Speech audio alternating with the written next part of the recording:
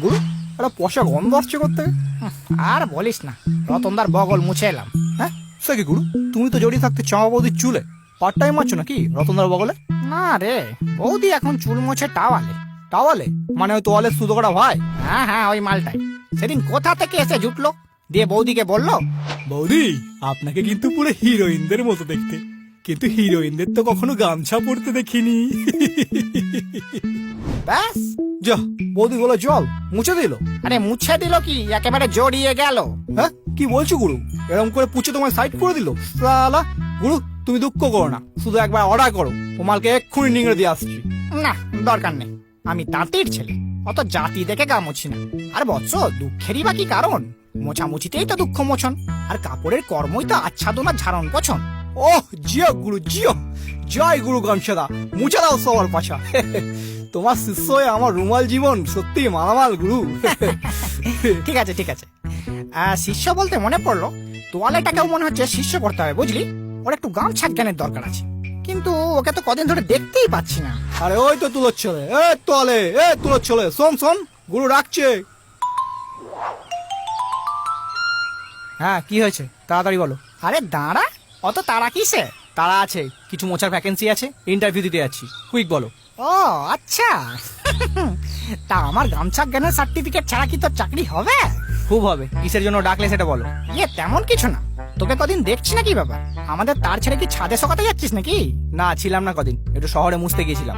হ্যাঁ শহরে মুছতে গিয়েছিলি কেন রে? এই গ্রামে কি মোছার লোকের অভাব আছে নাকি? গামছাদা আমি এলেবেলে লোকেদের মুছি না, আমার লেভেলটা একটু হাই। যা বাবা, মোছার জন্য তো লেভেল দেখে কি করবি? দেখতে হয় গামছাদা, নাহলে তোমার মতো ওই যাকে তাকে যেটা সেটা মুছে বেড়ালে সম্মান থাকে না। হ্যাঁ মানে কি বলতে চাইছিস তুই? পুরো ছেঁড়া নোংরা, গায়ে গন্ধ, চিটচিটে সুতো গলা, পাতলা ফিনফিনে, রঙটা ফ্যাকাশে নেতার মতো দেখতে বলে কি গুরু কোনো সম্মান নেই? রুমাল চুপ কর, ও অত কিছু বলেনি। না গুরু, ও মালটা ওগুলোই বলতে যাচ্ছে, তুমি শুধু একবার অর্ডার করো, ও মালটাকে এক্ষুনি নিংড়ে দিচ্ছি। 1.5 ফুটের রুমাল নিংড়াবি আমাকে? গুরুর কাছ থেকে বাতেলা মারাটাও শিখে গেছে। এই যে বাবু, আমারটা বাতেলা নয়, ওকে বলে গামছা জ্ঞান, যেটা শিখে দেশ বিদেশের কত কাপড়ের চাকরি হয়েছে তুই জানিস? দেশ বিদেশ? এই বাংলার আশেপাশের কয়েকটা জায়গা ছাড়া তোমাকে চেনে ডাকে? ওরে, তোর গায়ে অত সুতোর পাক নেই যত বাংলার বাঁকে বাঁকে লোক পাবি। একটু মার্কেট ঘুরে দেখ, রিক্সাওয়ালা থেকে কেরানি, চাষি ভাই টু দোকানি, আর মা মাসি মামনি সকলে আমাদেরই ব্যবহার করে। হ্যাঁ, চার গামছা ছাড়া এদেশের লোকেদের দিন চলে না। রাইট। আর আমাদের সারা পৃথিবী চেনে, ভালো ভালো জায়গায় নামি দামি লোকেরা আমাদের দিয়ে মোছে। হ্যাঁ কে বলেছে তোকে নামি দামি লোকেরা গামছা দিয়ে মোছে না? এই গ্রামের প্রধান তো সারাদিন গামছা পরেই থাকে, গামছা পরেই খেতে বসে, গামছা পরেই থাকে, তো তার কি কোনো সম্মান নেই? কোথায় ফেরারি আর কোথায় ছ্যাকড়া গাড়ি! এই জন্য বলছি নেতাদা, সরি গামছাদা, একটু লেভেল দেখে মুছতে শেখাও।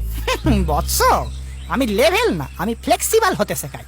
আমাদের দেশ বহুমুখী প্রতিভার দেশ, এখানে হিরোরা মেয়ে পটানো থেকে গুন্ডা পেটানো সব কাজই এক হাতেই করতে পারে।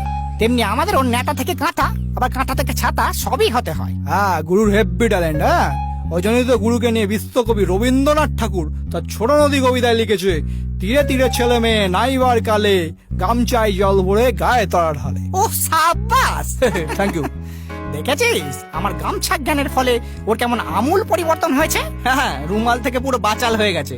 আগে শুধু লোকের মুখ মুছতো, আর এখন লোকের ঘাড়ে কাঁধে মাথায় হাতে কোথায় না কোথায় উঠে যায়। এমনকি আমাদের পাশের বাড়ির পর্দা চাদরটাও তোমার কাছ থেকে কোর্স করার পর থেকে এখন লোকের হাত মোছায়। আরে শুধু চাদর পর্দা কেন, ধুতি গেঞ্জি লুঙ্গি জামা কাপড় ওড়না, মানে প্রায় সব ধরনের কাপড়কেই আমি গামছা জ্ঞান শেখাই।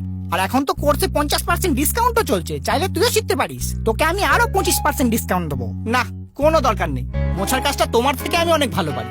আর আমি হলাম হাম্মাম বংশের তোয়ালে। হ্যাঁ হাম্মাম বোঝো তো, সেলিব্রিটিরা ইউজ করে, তো সেই বংশের তোয়ালে হয়ে তোমার মতো একটা পাতলা সুতির কাপড়ের কাছ থেকে আমাকে মোছা শিখতে হবে নাকি? মোছা না শিখিস অন্তত শুকনোটা শিখে যা। তুই যা ধ্যাৎসা মোটা, তোর জল শোকাতে শোকাতে এই গুরু 3-4 বার শুকিয়ে 3-4 বার মোছা হয়ে যায়। হ্যাঁ ওরে গামছার চামচা, আমি সেই 3-4 বারের কাজটাই একবারে করতে পারি, বারবার নিংড়ে নিংড়ে জল বার করতে হয় না। হ্যাঁ সেদিনকার তোয়ালে বেশি কথা বলে ফেলে।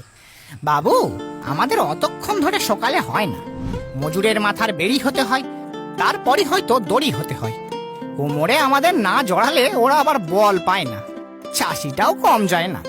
ভাত বইতে থলি হতে হয়, মুড়ি চিবাতে থালি হতে হয়, রোদ্দুরে মাথা ঢাকতে টুপি কিনতে চায় না। এত গন্ধ ছড়ায় না, ক্লান্ত দেহের ঘামের জলে চোখের জল বোঝা যায় না। সময়ও হয় না, কারণ চর্বিওয়ালা হাতও মুছতে হয়, আবার পান্তা ভাতের পাতও ঢাকতে হয়। সারাদিন এত কাজ যে ছিঁড়ে গেলেও টের পায় না। তাই বাবু, আমাদের অতক্ষণ ধরে সকালে হয় না।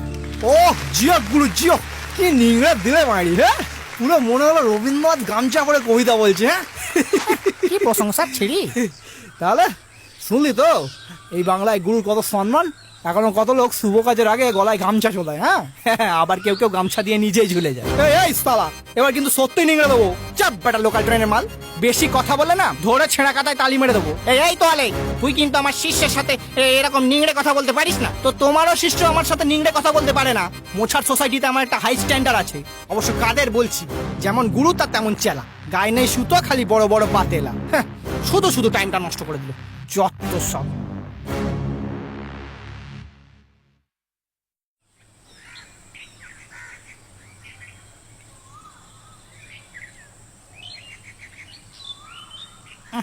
এই রুমাল, আরে সামনে থেকে শর্ট শুকোচ্ছি, ছাওয়া পড়ছে।